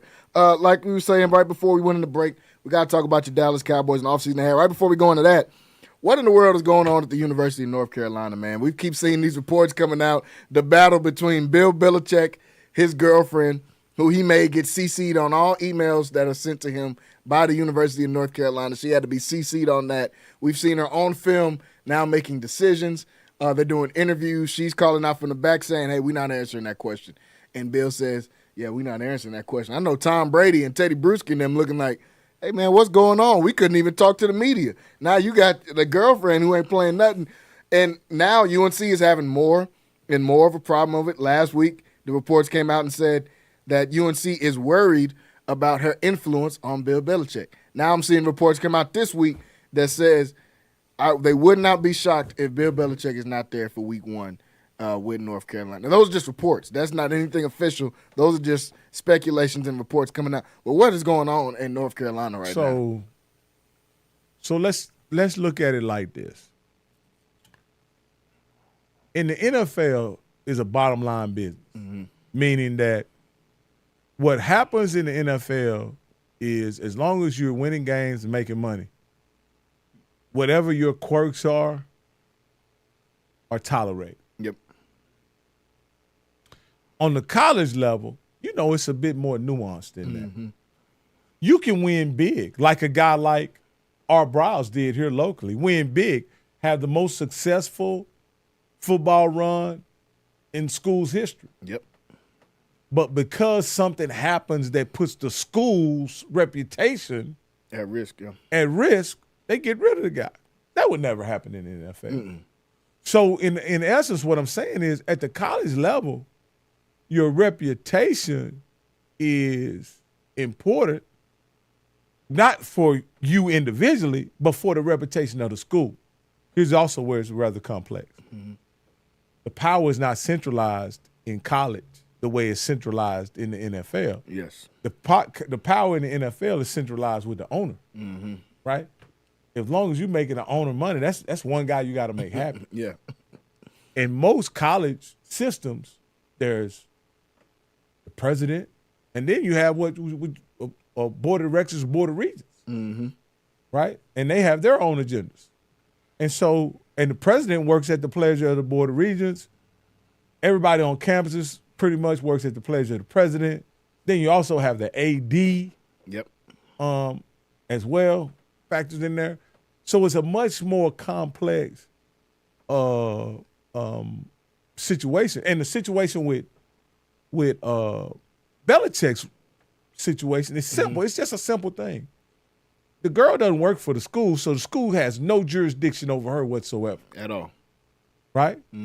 But as a employee or someone who works at the school, he can request that people deal with the people he want them to deal with, because, when he was doing the contract negotiations, they deal with his agents, so on and so forth, and these relationships are kind of fluid. Well, what they got to look into on that CBS interview is that they saw a person give direction to Bill Belichick, who's not paying him, but she is paying him. Yeah. You understand what I'm saying? Like, let me give you an example. Let me give you an example. Had she been a male who was the SID for North Carolina, directing in that interview, I don't think it wouldn't have been a bigger deal. No, we wouldn't even have heard that happened. The issue that people have is that the girl is giving him direction. She's not an employee of the school, and they're sleeping together. Yep. That's the issue. The issue is they're sleeping together. Now, and it gets even more complex. Now, if she was a 50-year-old woman that he was sleeping with, I think it would still be a problem. But she's not a 50-year-old woman he's sleeping with. She's a 24-year-old woman that he's sleeping with. And that further makes it complex. Hey, Pastor, can you come and grab the mic right quick? Come on, no. I got to get, because you live in the perception business. You in the perception business as a pastor, and I want to bring your expertise out here. Because I want to.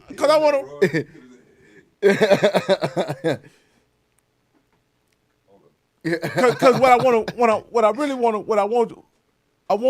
I want to crystallize here in this conversation that we're having is Belichick's issue is he's leading an organization, right? That generally, when you talk about leading young people, morals matter, perception matters, and what kind of message is he sending to his team when you have a young woman that he's involved with, prominently involved in what's going on? Like I'll just ask you this one. As a pastor, and you've been married a long time, right? Yes, sir. And I'm sure your wife's been involved in ministry or whatever. But your church would probably take it different if your 25-year-old girlfriend was involved in making the decisions along with your church. And just tell me, how does that? You guys could be doing everything right, but how it looks affects how everybody feels about the job you're doing. Yeah, because you have, you're saying, a black and white issue, but there are societal norms.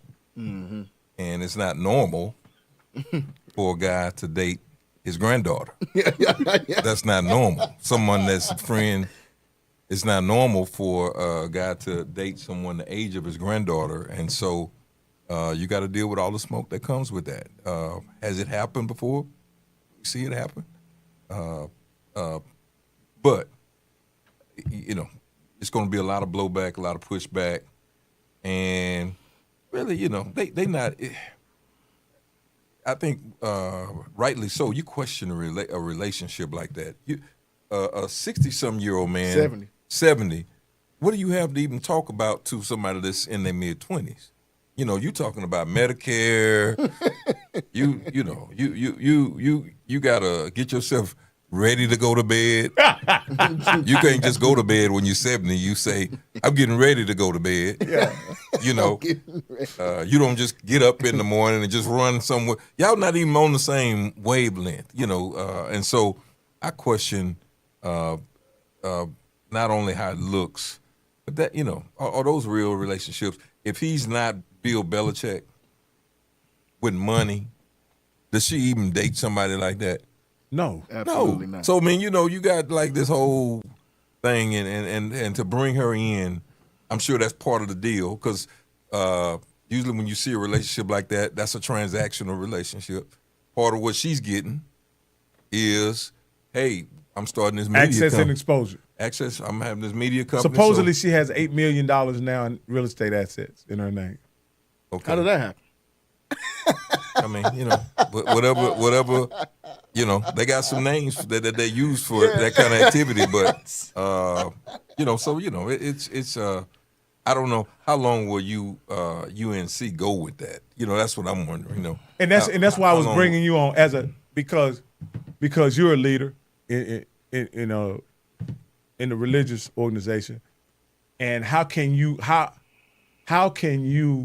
as a leader maintain your viability as a leader when you're allowing something that I'll say that's peculiar to happen within the framework of your organization? And that's what I'm saying the president and the board of regents are dealing with. They're saying, hey, he just coaches football.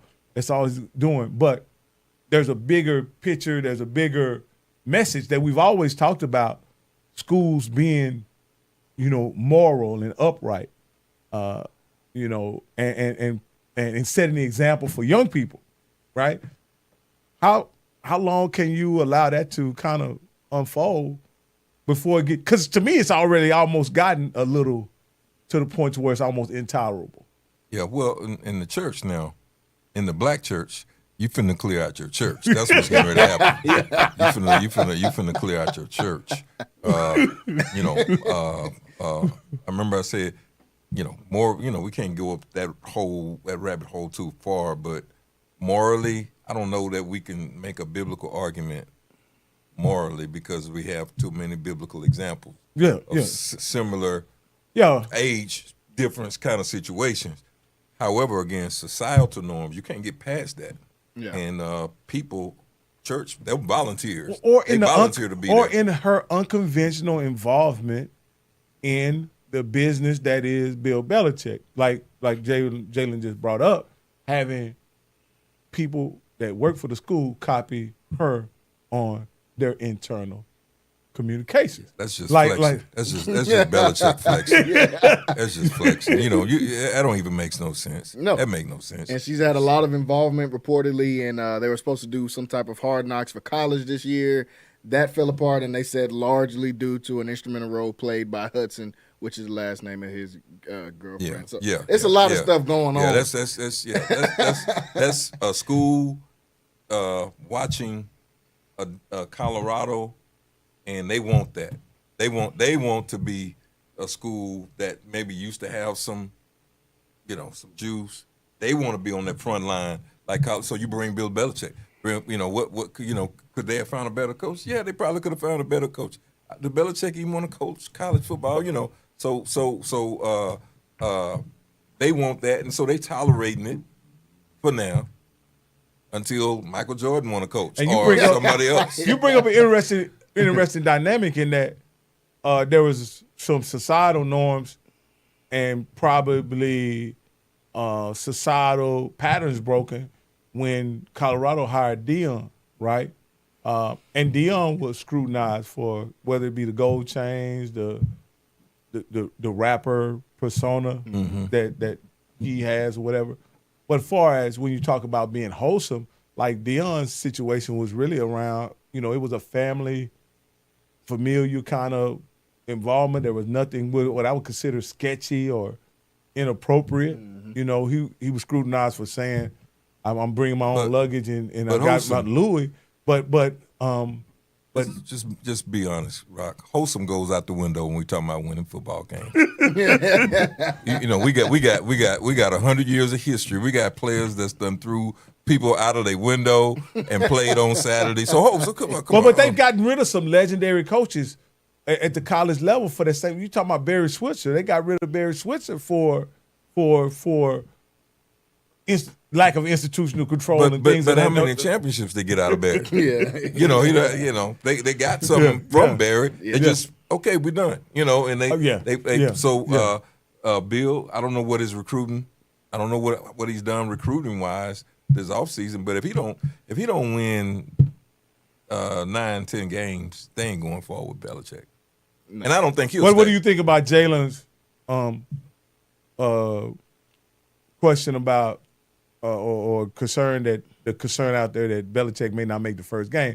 What could happen in between that relationship between him and his lady that would make either him walk away or the school decide to go in a different direction? I don't think nothing can happen between them, his girlfriend, and him, but the school. You know, if you get boosters to say, we don't want this, and if you affect the money, you're going to go. You know, and it's because college football is it's money in it, man. And so if the boosters say, we don't be a part, Bill got to go. Because I'm real skeptical on Bill being able to coach. Bill has an interesting clause. He has, by June 1, he can walk out and don't have to, and whoever, he can leave by June 1 and they both are good. Part ways. They can part ways amicably. Nobody has to pay anybody anything. There's no buyouts involved or anything like that. After June 1, everything is solidified. Now, again, Belichick did that because ultimately, you know, he won an opportunity in the NFL. I don't think this situation with his girlfriend helps him out at all. No, you know, not even a little bit. But the school, on the other hand, I you know, again, without knowing how this season is going to turn out, I think the school is taking a huge risk because this could get ugly. Because I don't even think they're going to be good. I think that's the main part. I don't think North Carolina is even going to be good next year because they're not doing anything in recruiting. They weren't good last year, and the only good players they had on their team all went to the NFL. So it's like, I don't think they're going to be good. You know, that's where Quinn Ewers supposedly got a $4 million offer. I bet. Yeah, they have no quarterback. Yeah, so when you look at it like that, I mean, it's a wrap, man. You're not getting ready to coach up 3 stars and 2 stars and make them compete with 5. And Clemson got one of the best teams they Saban said, I found out that I was much better at coaching good players and making them great, I'm paraphrasing, than I was at taking not so good players and actually, making them play. Saban says, he said, I think his deal is, I was much better at making great players play good than not so good players play good. Yeah, so that's college football is recruiting. So how does this affect his recruiting? I don't think that affects his recruiting. I don't think that because it was already bad. I don't know how 19-year-olds or 18-year-olds look at that as like Well, they're paying Bill 10. You know, he's among the highest paid coaches in college. But he's also got out after his first year with a $1 million buyout clause, which is like the most inexpensive buyout clause for any coach in Power 4, and it's after 1 year. I think that's what the plan was. In my opinion, was to just come here for a year, and get a team to his son, and then I'm gonna go be on the lake I think that's somewhere. his transaction. I don't think Bill wants no part of college football, not much. Especially not paying the money that he don't want to pay NFL players. He don't want to pay college players. So Bill is not even the guy that makes. You guys, it's real motivational. I watched the interview with that lady a couple times on CBS. Bill is a real peculiar guy, man. Yeah, he's a strange dude. Yeah. But he was dealing with pros. He thinks he was dealing with pros though. Pros, these are professional guys, and they drafted a certain kind of guy. They traded for certain kind of guys, and they knew what worked. In college, man, you got to get who you can get. Really. Yeah. You can't tell the 5-star he can't come. He got to be there. He's not a NCU guy. You know what I'm saying? Because ultimately what you guys are saying, the talent gap is much greater from the 5-star than the 5-star and and then in the NFL, everybody has to play with 6-rounders. Everybody has to play with 5th-rounders. Everybody. No one can just play with all 1st rounders. Nope. The NFL is team culture and schemes. Yes. You need that team culture that is a winning culture, and you need that next OC or next DC that's going to do something to the league, St. Louis, for 2 years. We'll figure it out. We'll catch up to you. And or the defensive scheme that we're trying to figure out, Philadelphia 46. We'll figure it out. But you need that person. And then, but it's still, and you got a culture of winning. You can't have a culture of the Cowboy. I mean, you can't have that culture right now. Nah, man. Like I said, right there. I brought you on because I think that whole leadership piece and what's expected of leadership and living under that standard. One of the things that people often ask me to talk about me getting in politics and all that kind of stuff, and I don't have any interest in doing that. One of the reasons because I don't want to be beholden to anybody else other than me and my family. Like I don't want to not have a drink at a function. Yeah. Because I'm the. They watching you. Yeah. I want to not have a shot. You know. I want you to not have a drink because you sanctified. How about that? Yeah, I want you to not have a drink. I'm sanctified. Hey, speaking of that, did y'all see was Shador and Shiloh and his mama doing? Were they mocking or was they? Oh, you talking about their little thing, man? I heard the music. I did hear the music. I don't know, man. Their mama's kind of a strange piece, so I don't even want to get into that. They were doing I saw that. I seen them doing it. I seen that. They some characters. Yeah. Shout out to Shiloh, though, for making the Buccaneers, man. Get ready to wrap the show. Shout out to Shiloh for getting, because I didn't know. Yeah, no, you good. But you saw that. I seen the clip. They were doing the happy dance. I seen the clip, and I was like, okay. I thought, first of all, there was a lot of funny clips that came out just from that whole little draft weekend that they had going on there. And shout out to Shiloh, man, for making the team. Even though I said you weren't going to get drafted, and I was right about that part. But shout out to him for making the team because he got signed. He got signed to a 3-year deal. So I think Shiloh's a player that you can stick around, man. You know, if you teach him how to play special teams, block a punt, whatever. Yeah. I mean, he's not a Jalen. Let's be clear, like there's not many guys that are impact players in the NFL. Most of those guys are just guys. Yeah, for sure. It's dudes that's 9-year players in the NFL of just being on special team. I think. I mean, Shiloh has, like you said, if he goes out there and he works hard, he's got a chance to be able to do that. I just thought he wasn't that good at football, but if you go out there and you're doing other roles like a special team and all that, I mean, you look at him. He runs a 4.5. Like that's a legit. That's a legit measurable. That's legit measurable. He going out there running 4.5. I was just talking about his film. He's I mean, he's not a cover, and he's not really good tackling in space. Now, again, that's what I'm saying. No. But let's be honest. The physical confidence that he plays with, Bowles might be able to teach him to tackle. I'll say this, and I'm gonna make a prediction. Mm-hmm. I believe that we'll come to find out that both Shador and Shiloh are much better players than we thought, right? Because they're going to be now coached by somebody that they have to listen to. Because I've coached my sons. Yeah. I've coached my daughters. And though they listen to me and follow instruction, I've seen them pay a lot better attention to other people. I bet. And I mean, hopefully that does work out. I see Shiloh. I mean, the special team thing brings another thing into it, so I get it. He did run a 4.5, and he's got confidence, but that's only going to get – hey, man, when you got to go out there and guard Julio Jones, that confidence only going to get you so far. So, yeah, I mean – because, like football – you can be a specialist in football, man. Look, yeah, for sure. Yeah, that's what I'm saying. What about the guy, his daddy was a Hall of Famer, and he played 17 years just running down covering kicks? What's his name? Jackie Slater's son. I can't think of his name. Yeah, Matthew Slater. That's on the Patriots. Yeah. That's the exact person I was thinking about whenever you said special team. I'm sure he can jump in and go block some punts and block something. But if he has to play 17 years just running down there. And a lot of that was because he was in New england. He wouldn't have got 17 years nowhere else. Bill Bates. Yeah. See, there's guys. There's a role for him. I was just saying if he's got to get in cover 2, cover 3, cover 4, cover 1, he's toast. But that's why the NFL's got special teams. So I'm gonna put you on this. Yeah. If he's guarding George Pickens, what's the difference between him getting beat by 5 yards and who our safety is at the Cowboys? Lee Hooker. Hooker getting beat by 3. It's the same. It's a touchdown either way. There's not much difference. There's not many safeties that can guard a guy like George Pickens and C.D. Lamb. There's just not many guys. No, I believe that. He couldn't guard the guys at Colorado State. Is my problem with Shiloh.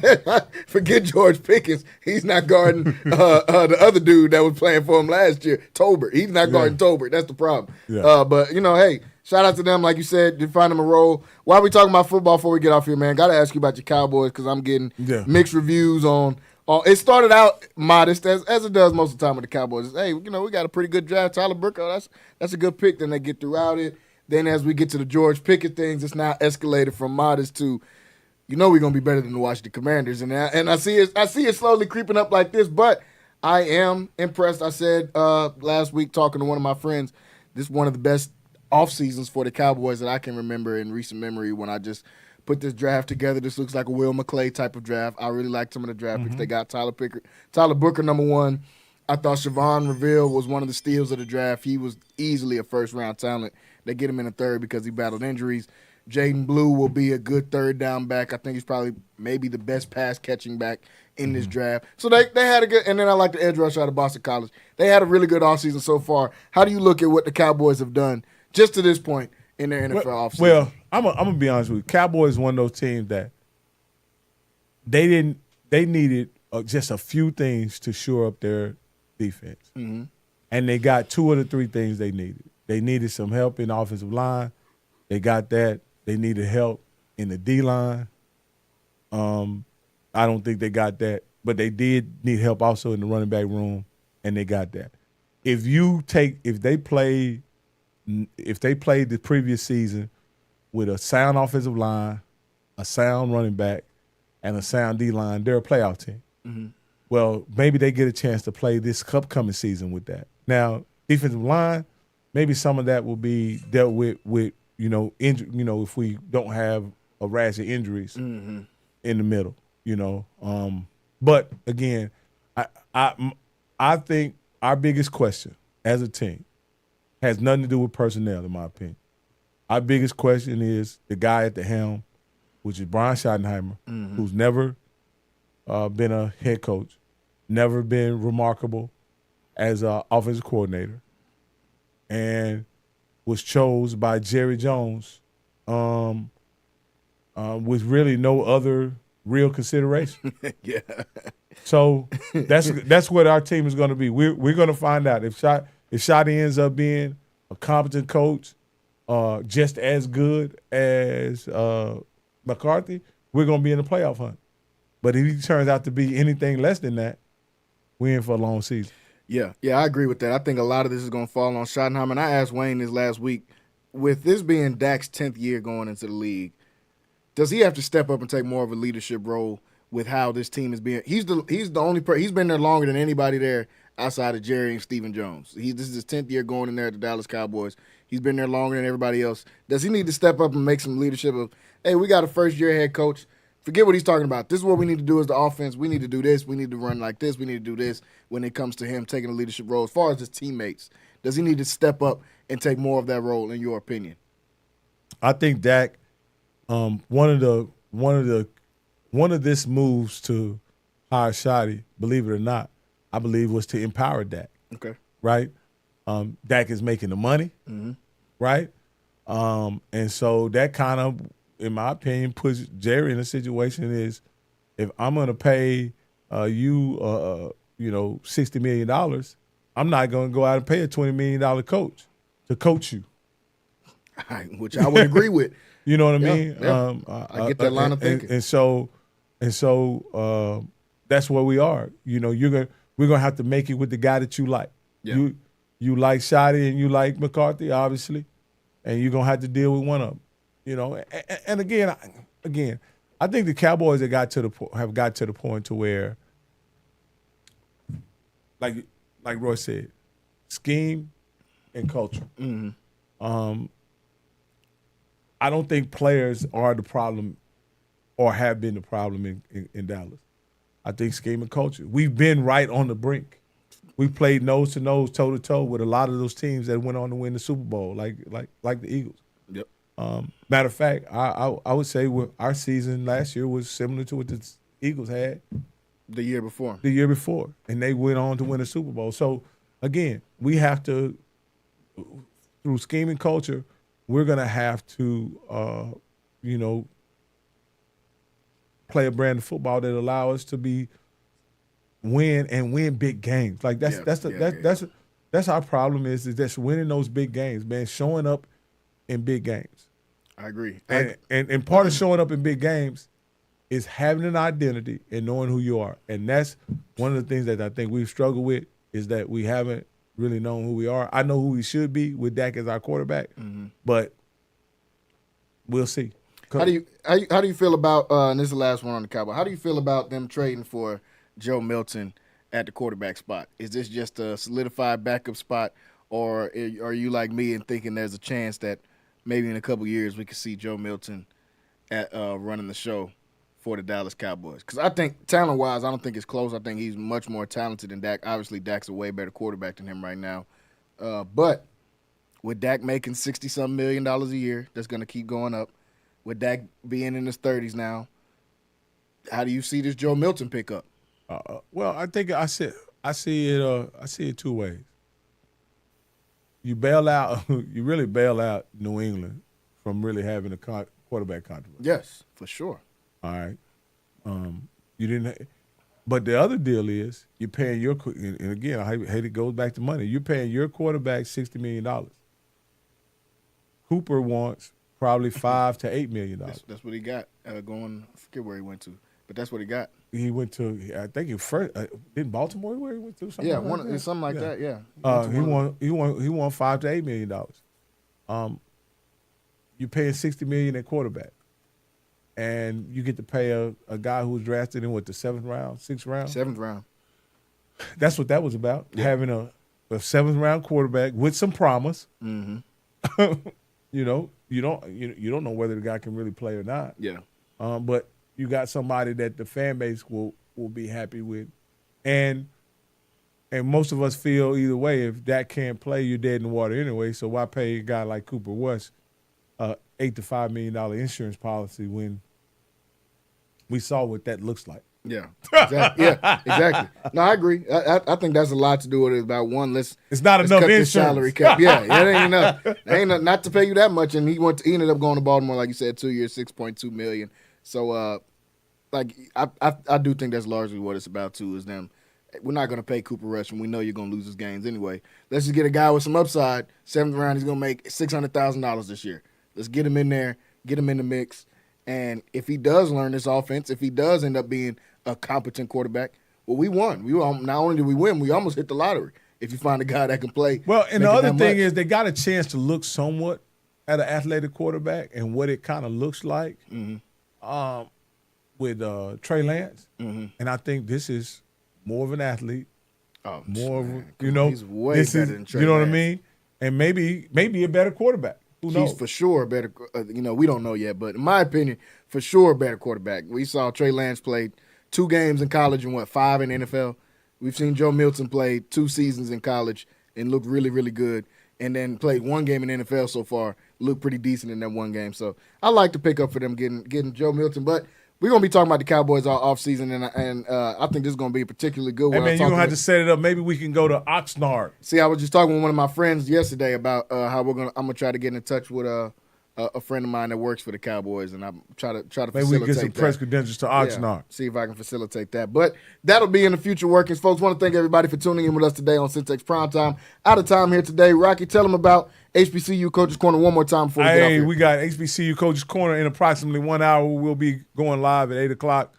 We'll have Stanley Connor, the newly named head coach of Lane College out of Nashville. And, of course, I'll have my co-host, Johnny Cole, along with the Rattler himself, Mr. Stephen Campbell. Make sure you tune in. You can catch it on my YouTube page, or you can catch it right here on Centex Sports Network. That is it, folks. So make sure you guys are getting ready for that at 8 o'clock. We will be back here tomorrow, same time, same place.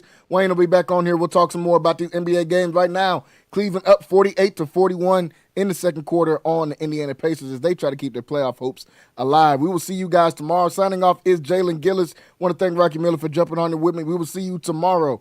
Everybody have a great evening.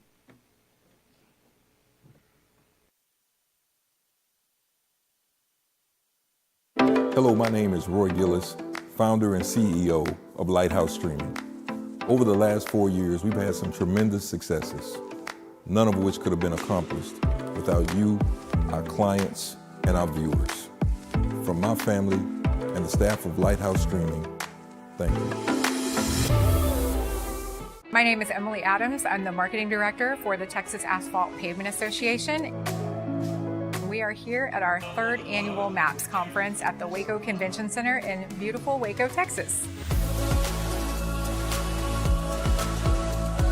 I think the event has exceeded all of our expectations. We had an amazing turnout and great sessions and nothing but positive feedback. So this is our first conference in a convention center, and I'm used to working with hotels where there's like one person to talk to for everything. And so at the last minute, we realized we needed audio and video services. And so I contacted Lighthouse Streaming and Audio, and they were very quick to respond.